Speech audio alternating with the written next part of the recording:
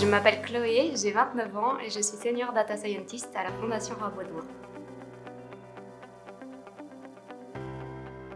Donc la Fondation Roi-Baudouin, c'est une fondation privée d'utilité publique en Belgique qui œuvre pour toute une série de thématiques différentes, que ce soit la santé, la pauvreté, la justice sociale, le climat. On gère toute une série de fonds, plus de 1200 fonds qui ont chacun des objectifs différents.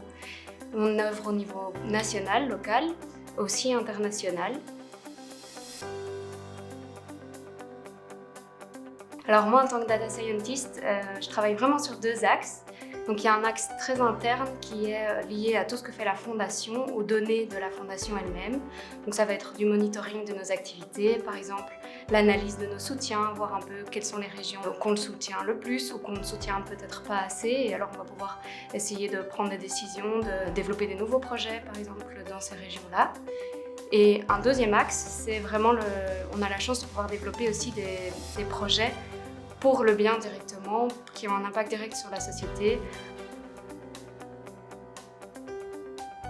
Alors j'ai toujours aimé les nouvelles technologies. J'ai commencé par travailler comme consultante dans une grande société de consultance et je voulais vraiment utiliser le pouvoir de ces nouvelles technologies et la valeur qu'elles peuvent ajouter pour un projet qui a du sens.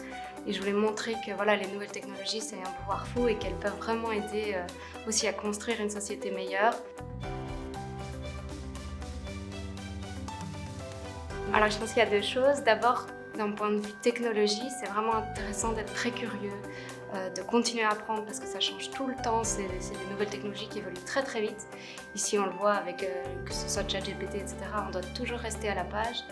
Donc ça, c'est la première chose, vraiment une soif d'apprendre. La deuxième chose spécifique à l'économie sociale, je pense que c'est une ouverture d'esprit. C'est aussi être prêt à vulgariser, à simplifier les choses, à montrer la valeur de ce qu'on fait à des gens qui n'ont pas forcément l'habitude de travailler dans les données, les technologies. Et on peut montrer tout ce que ça peut apporter justement dans ce secteur-là. Ce qui est génial, c'est que c'est un secteur qui n'a pas de concurrence. Donc plus on est, plus on s'entraide et plus on peut vraiment... Et c'est vraiment une force d'être plein. Alors je pense qu'il y a plein de parcours différents possibles. Surtout, il faut d'office avoir un peu de technique, donc que ce soit des sciences appliquées, des mathématiques, des statistiques ou de l'informatique. Moi, j'ai fait des études d'ingénieur de gestion avec une option, une majeure en informatique, en gestion de l'information. Le but, c'est vraiment d'avoir, d'une manière ou d'une autre, les mains dans le cambouis, dans la technique, mais de garder, je pense que c'est intéressant, une ouverture d'esprit. Comme ce sont des plus petites structures, on est souvent amené à pas être spécialisé à 100% dans un seul métier, mais d'être assez polyvalent.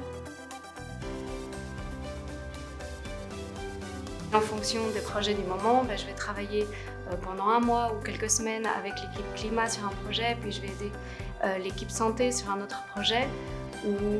Ça varie tout le temps et j'ai de la chance de pouvoir du coup toucher un peu à toutes les thématiques.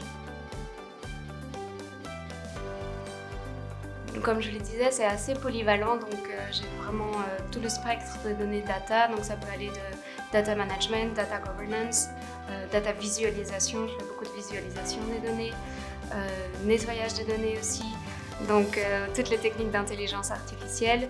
Je fais beaucoup de code en Python aussi, donc voilà, il y a un peu de développement en codage, mais c'est vraiment pas ma spécialité. Je pense que ce qui est chouette, c'est d'aimer. Moi, j'aime vraiment bien toucher un peu à tout et de tester un peu les différentes choses. Et on a de la chance à la Fondation d'avoir vraiment un laboratoire, donc on peut tester, se tromper, essayer et découvrir un peu toutes les nouvelles technologies.